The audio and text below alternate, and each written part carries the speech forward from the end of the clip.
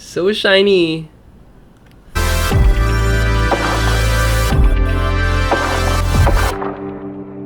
Hi everyone, this is Casper the Boy Diviner here today, and welcome to my video. Today I'm going to go through the Mythical Creatures Tarot and my first impressions of this whole set of things that I've got. I'm going to go through the box, I'm going to go through the card stock, I'm going to go through the beautiful co-stamping. Before I do that, before we begin, if you're new to my channel, please leave a like and subscribe. I ask my viewers to do that all the time because it really helps me out. So thank you in advance. And now we can go into the deck. I ordered the Mythical Creatures Tarot around August last year in 2019, I think. And then they were pre-orders and they were supposed to come out in November. So I was really excited, but then because of some printing issues, they had to pull back. They had to pull back to January 2020, which is right now, and they sent this out at the beginning of February, and I finally gotten my copy. I'm really excited because this is my first Baba Studio deck. I'm sure most of you know who Baba Studios is because they created so many iconic decks such as the Victorian Romantic Tarot, which I also like a lot. I just didn't get it, and the Fantastic Menagerie, which should be coming out soon, and I'm really excited to buy that, even though I do have a depth here going on. Yeah, I'm so excited for my first Baba Studios deck, and I've already opened it up, I've already cleansed it, consecrated it, so I'm ready to use it right now. But I had to hold back because I wanted to keep it in order to show you guys. I want to show you this thank you card. This is the one I showed you guys earlier, and how this is like a sample of the co-stamping. I don't think the co-stamping is really clear unless you see it in person. So in the Victorian Romantic, okay, before we go into all that, let's talk about the box. The box is a beautiful, sturdy, hinged box. Okay, a hinged box is a box that, two-piece boxes open up like that. Hinged boxes flip open. So pretty. And there's a title card. A really nice co-stamped title card. I don't know if you can see those flashes. And then Karen Mahoney, Mythical Creatures Tarot. And this is the little white book. I also bought the companion book, which we will go into once we get into the cards. Okay, and then I'm going to open the cards here. Okay, I really like the box. What beautiful colors. They are so complementary to the box. And the box itself has gold foil on it.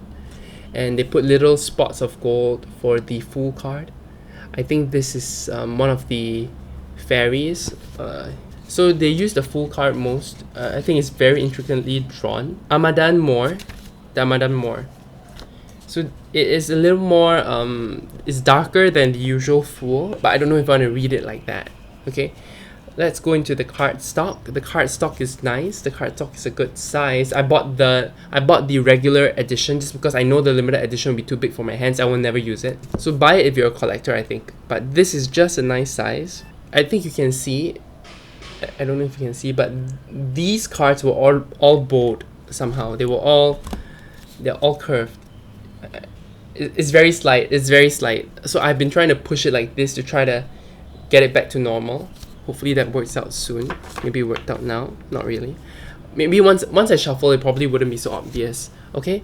I like the cardstock. It's flexible. It's soft, but sturdy enough to be able to hold up, I believe. I'm not sure what the cardstock is. I don't know if they say it here. Nope, they don't. Anyway, this is the Mythical Creatures Tarot Watercolor Edition. I know I'm going all over the place, but I'm sorry. The Watercolor Edition. There's another version that came out before that didn't have color. It was black and white, and I thought that one was beautiful, but it was really hard to read because it's so hard to see the details when everything is not colored. And this version of the deck, I'm very excited to use my first Baba Studios deck. I don't know if you guys can tell, but I'm super excited. Okay, let's go through the printing of the deck. Okay, this is one of the highlights of why this deck took so long to come out. It's co-stamped, which means there is like some sort of metallic overlay in the ink. Okay, I was a little afraid because in the Victorian Romantic, people did say that the co-stamping and the metallic overlay kind of washed out some of the details in the card. And because this deck has so many details, I was so afraid that it will wash over all the details, that we wouldn't be able to see what's going on. But I'm so happy that that's not the case. Somehow the technology has improved, or maybe because Baba Studios really had very exacting preferences for how this co-stamping is gonna go. I can see every detail. The line work is still very intricate, and at the same time, it is still very shiny.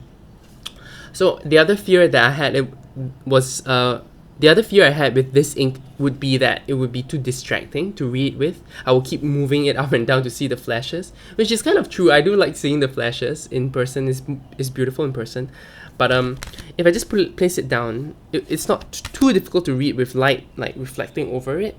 Some of the, I think the skin tones are not metallic overlay, it's only just the other colors, and I appreciate it. Before I dig into the cards, I'm sorry, before I dig into the cards, let's talk about the book. The book is beautiful.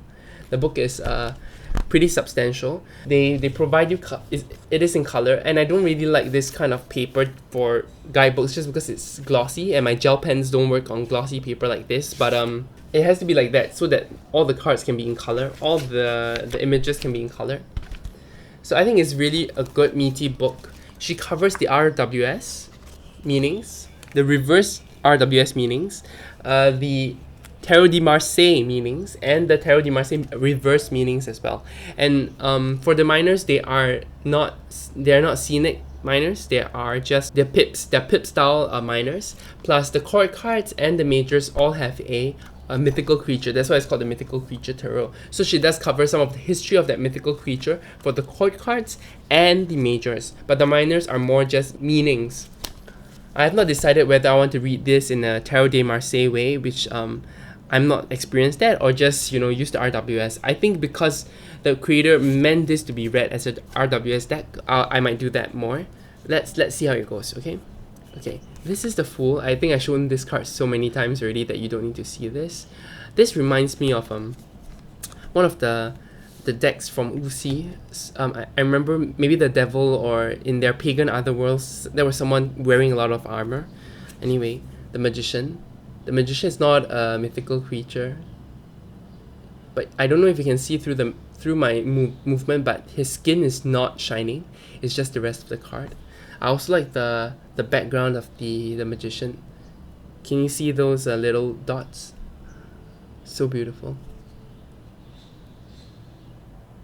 Those little dots don't have the metallic overlay, and I don't expect them to. I kind of like that because they retreat to the background.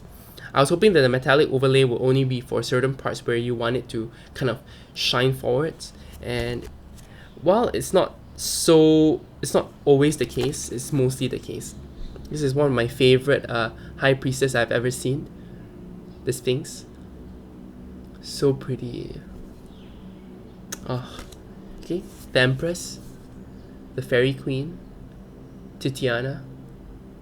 I don't really see Queen mapped this way just because I read the Dresden Files, and Queen map is more of a winter kind of fairy. The Emperor. The Minotaur.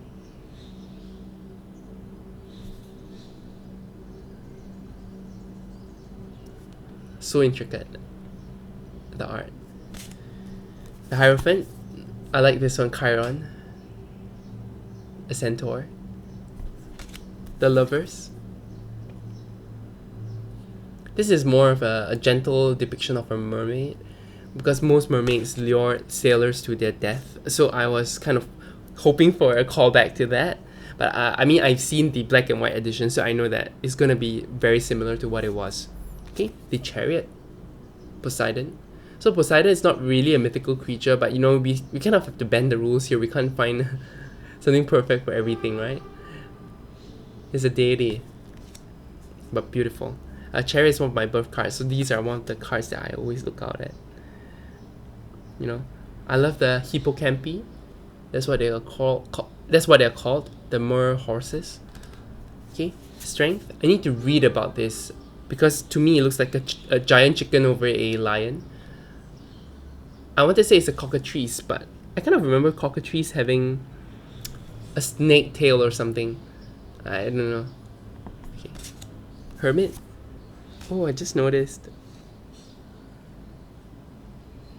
Yeah, I just noticed that the background for the Hermit also doesn't have the metallic overlay, which is very smart, right? You just want the dragon to pop up. Hermit as dragon is very fitting, and you can see that the gold is kind of a replacement for the lamp in the Hermit's hand. But again, because the Western dragon as a hermit is kind of more of a darker meaning compared to the usual hermit. The Wheel of Fortune. Oh, I can't remember what they're called, but I love this idea. I mean, all of us have watched Hercules in Disney, right? And how they create are they called the Fates? Maybe they are the Fates. Justice, I love harpies. I love harpies. This is the Justice card, and Justice is a harpy.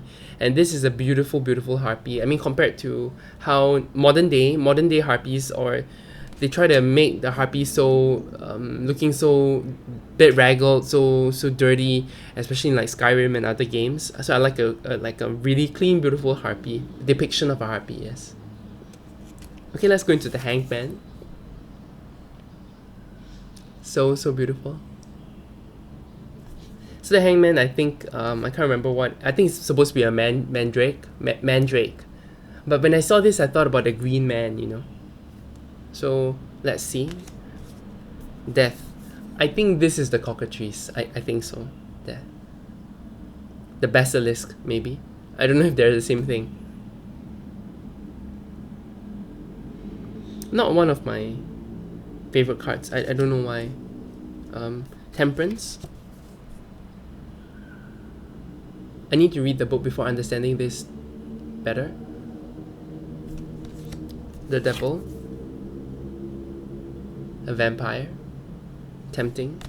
So this kind of mirrors the Lovers card, and that's what happens in the RWS also. That the Devil and the Lovers mirror each other. So I like that little touch there. The Tower. I love this. I think this is the Kraken. And the Star, you've seen this. This is the unicorn. It's really subtle. I was afraid that the metallic overlay would be too distracting, but it's really, really subtle. The Moon, a werewolf. The Sun.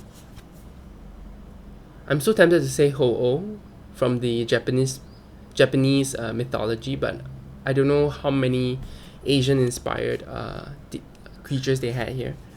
Judgment, which I think is a phoenix, but I kind of wish there was more fire to this phoenix. I kind of prefer the Mariel phoenix. Still beautiful though. The World, with the fixed signs and the Ouroboros. What's in the center? I don't know what that is in the center. I need to read the book. Ace of Wands. So now we're going to the pips. But look at the details around the pips, okay? Because they kind of echo sometimes the RWS. The Three of Wands. Expansion. The Four of Wands. You can see that the wands are very dragon and fiery. The Five of Wands. The Six of Wands.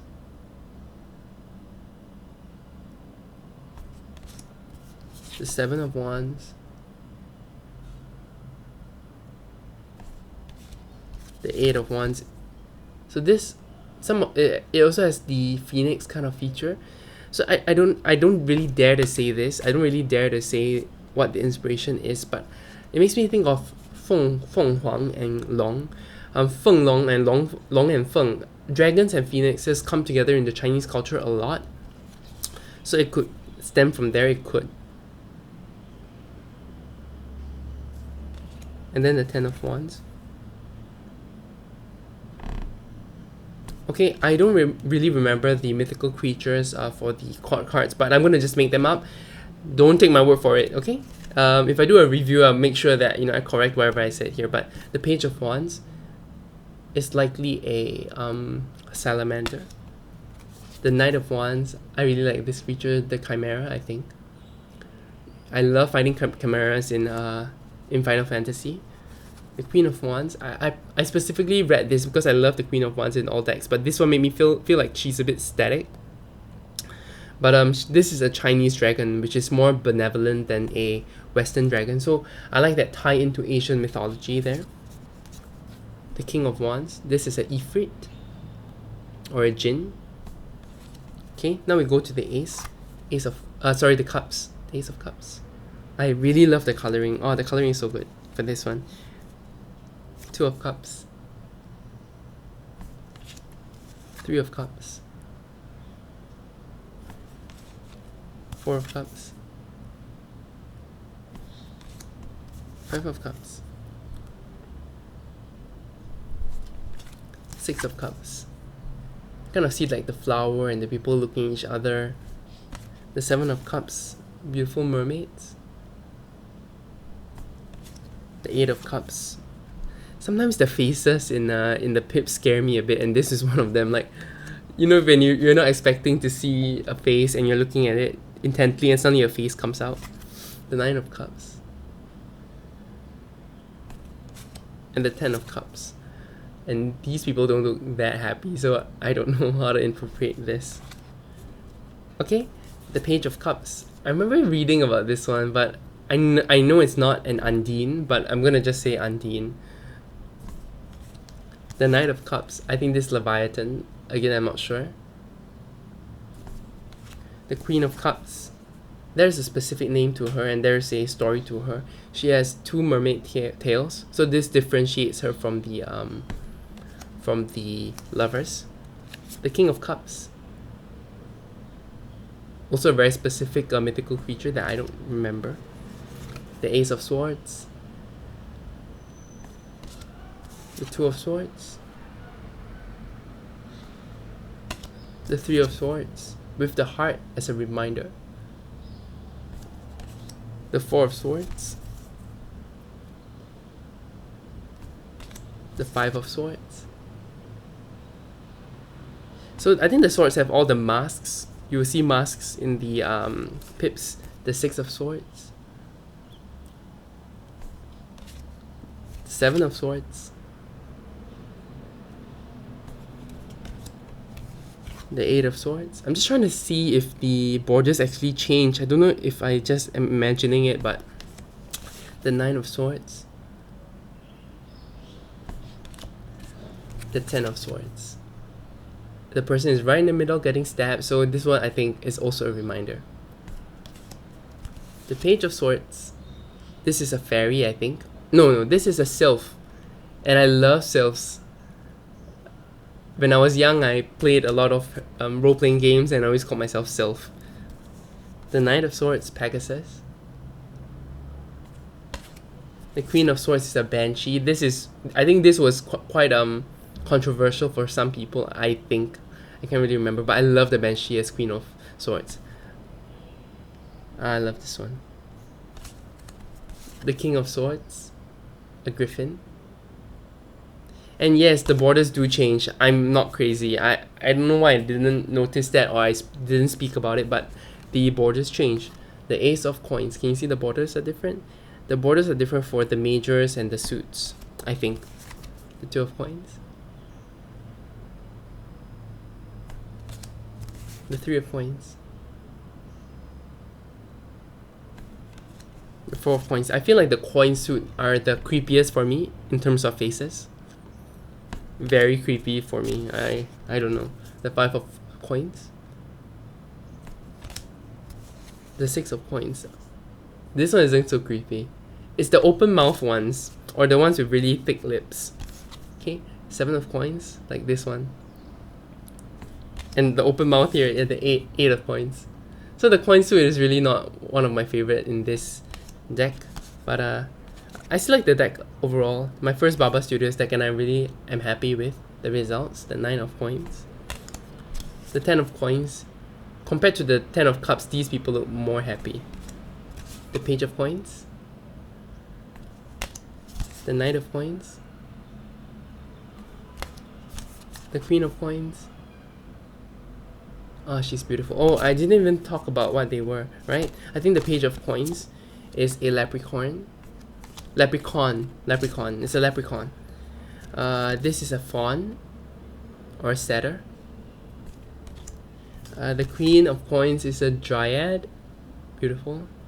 And the King of Coins is a giant. And we have an extra scenic Three of Cups, where they made this when they were thinking about making it a scenic pips like the RWS, but they realized it took too much time to draw every single card as a scenic card. So I'm not going to use this card, but I think you can see the bow, the slide bow. Anyway, I've been waiting for this for a few days now because I had to I can't film when I'm working, so This is a weekend. I'm so happy I finally get to do this, but I'm gonna shuffle the cards now and let it go, okay? Okay, they shuffle okay. I mean, compared to Linen cardstock, compared to the Orient Tarot and the SKT, this cardstock is more standard, I would say. I wouldn't say it's a great shuffling experience. I would say out of 10, maybe it's a 7. It's okay. I'm still happy with the performance of the cardstock and how it shuffles. Yeah, I think it's not too bad. Someone told me that my shuffling method is really strange and very different for people, and I don't know why, but I don't think so. But I am left-handed, so maybe that's why it looks a bit strange. Okay, I'm gonna try to riffle shuffle now. Okay, my hands do get through them, not too bad. And they are flexible because they are pretty big. Okay, that works out. It works out, shuffling wise. Okay, if you enjoyed this video, please leave a like and subscribe. It really would help me out. I might do a deck interview, but maybe film me another video because this video is getting kind of long. You guys have a great rest of the day. You take care. Goodbye.